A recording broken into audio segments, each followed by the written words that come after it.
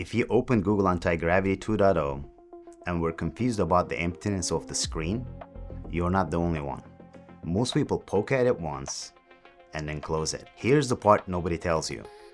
It's not a basic chat interface you're used to seeing in ChatGPT or Cloud and Gemini. It's actually a no-code command center for a team of AI agents that go off and build things for you without writing a single line of code. And you just need to know a handful of basic things that make it work for you. The goal of Antigravity 2.0 is really meant to close the gap for non-technical people to start building things without a busy and confusing coding interfaces. So you just need to learn a few tricks that make it click. Stick with me and you'll have them by the end of this video. So here's what we're going to cover and have you do. Point it at your files, hand it a goal and walk away. Make it interview you first so it gets it right, how you can check its work without reading a single line of code, and sending it out on the web to look for something up or fill out a form for you. And the last one, which is my favorite, it's how to set it to run on a schedule and do your repetitive work. So let's get started with the one thing you do before anything else. Let's get started with projects.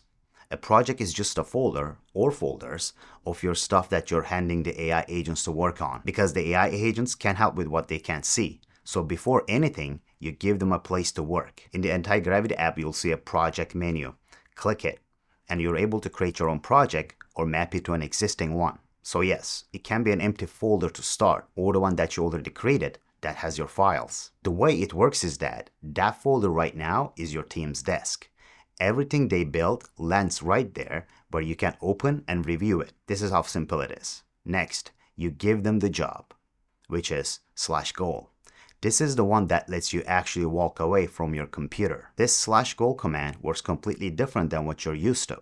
Instead of having back and forth conversation with the AI, you actually set a goal that it achieves without any questions or prompting required from you. Normally, an agent does a little bit, then stops and asks, should I keep going, or seek some sort of an input from you? And you sit there clicking yes over and over, babysitting it.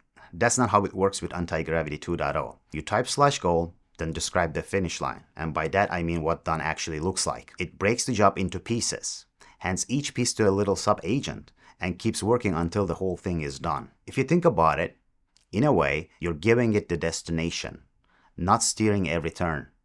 It's like handing a project to a manager and saying, run with it, and come back to me when it's done. Now, there's a catch to this. If your description is vague, it'll confidently build the wrong thing. And that's exactly what the next one fixes. This /grillme command. The number one reason it builds the wrong thing is a fuzzy ask. So you put /grillme in front of your request, and instead of running off to do it, it stops and interviews you first. It asks you a round of questions about what you actually want, and it even suggests answers you can just click. You answer a few questions, and now it's building from your real details instead of a guess. This part is very important because 2 minutes of questions up front saves you hours of that's not what I meant. Okay, so we have it to understand the job, and it's off and working. How do you know it's on the right track if you can't read the code? That's the next one, the review pane. This is how you stay on top of it without knowing how to code. As it works, it writes you plain English documents it calls artifacts, a plan up front, a checklist it ticks through as it goes, and a walkthrough at the end that shows you what it did. There's a side panel on the right you pop open to see them. You can read the plan before it builds anything. Leave a comment right on it like you're marking up a document, and it revises based on your input. So you check the plan, not the code. You're approving the what and letting it handle the how. So far, you can set it up, run it, steer it without writing a single of code. The next two let it reach outside your folder. Quick note before the last two, if this is clicking for you, do me a favor and hit subscribe. It's honestly how I know to make more of these. Okay, let's get back at it. /browser. By default, your AI agents stay inside your project. They don't touch the web. /browser lets it open a Chrome browser and use it. It can look up things, fill out a form, pull information off a page, and bring it back to you. To give you an example, let's say you're a coach trying to nail your pricing and your packages. Instead of clicking through a dozen of other coaches' sites and copying what they charge into a doc, you tell it once, and it goes and pulls together what everyone else is offering and how they price it, so you can see exactly where you fit. Once you see it can actually do this well, you stop doing it yourself. Which brings us to the last one, /schedule. This is the one I told you to stick around for.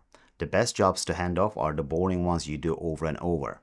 And there are two ways to get to it. You type /schedule, or use the schedule panel on the screen and you set an agent to run on its own. Once, later, or every Monday at 9, whatever you pick.